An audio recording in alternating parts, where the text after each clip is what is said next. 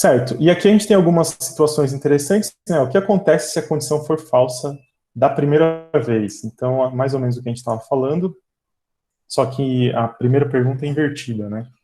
Então, se a condição for falsa na primeira vez, por exemplo, se a gente fizer aqui, ó, se I for diferente de I. Essa é uma condição que sempre é falsa, né? Porque se eu tenho um valor armazenado em I, ele nunca vai ser diferente dele mesmo. Então, se I diferente de I, essa condição é falsa. E aí, vamos ver o que acontece quando a gente tem um while e a condição, ela inicialmente já é falsa. Digite um valor de N, vou digitar 15, ele não faz nada. Então, significa que se a condição já for falsa, ele já pula para as próximas linhas, ele ignora todo esse bloco que está aqui em cima. É muito estranho esse I diferente de I, acho que a gente nunca vai ver isso, mas de repente a gente pode falar uma coisa assim, se I for igual a N, se I for igual a N, se você de repente errou na hora de estar digitando, se eu testar com 1, ele não vai imprimir nada, mas tem um caso que funciona, que é o caso quando é 0, então se eu colocar N igual a 0, ele vai imprimir 2 elevado a 0, porque I é igual a N. E aí, no próximo passo, na próxima iteração desse loop, o que a gente vai ter? I recebe I mais 1. Então, antes o I era 0, agora ele somou mais 1, então agora o I vale 1. E o N, a gente não fez nada com o N, porque o N foi lido aqui do teclado e a gente não mudou o valor dele. Então, a pergunta é, 1 é igual a 0? Não, é falso. Como é falso no próximo? Então, na próxima iteração, ele ignora e vem para cá. E a condição, na verdade, mais preocupante aqui, que pode te causar uma dor de cabeça, é quando a condição ela é sempre verdade. Então, se ela for sempre verdade, você vai ter um loop infinito. E no slide o que a gente tem aqui, ó. Então, A é igual a 1. Aí pergunta se A é igual a A pergunta é 1.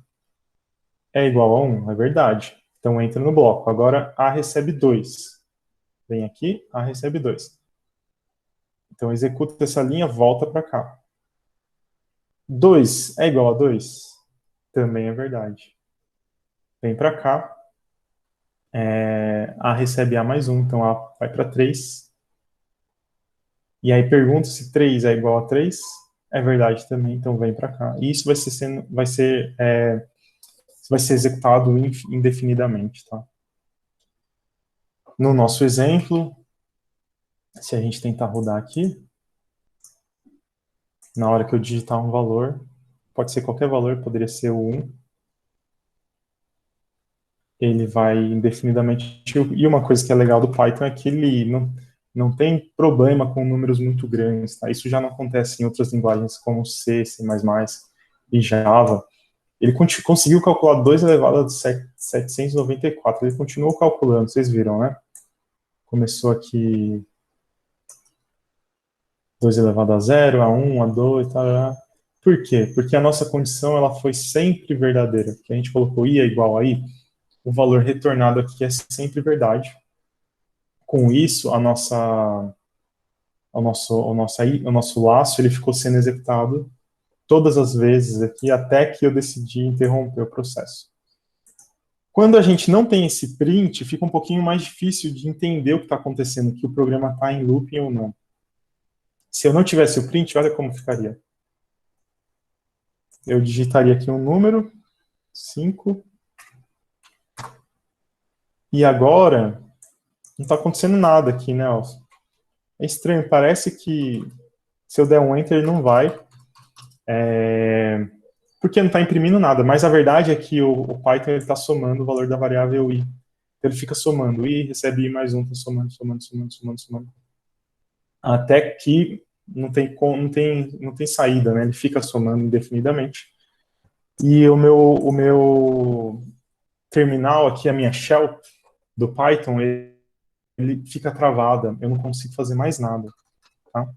Até que eu interrompa usando mais uma vez aqui o Ctrl C.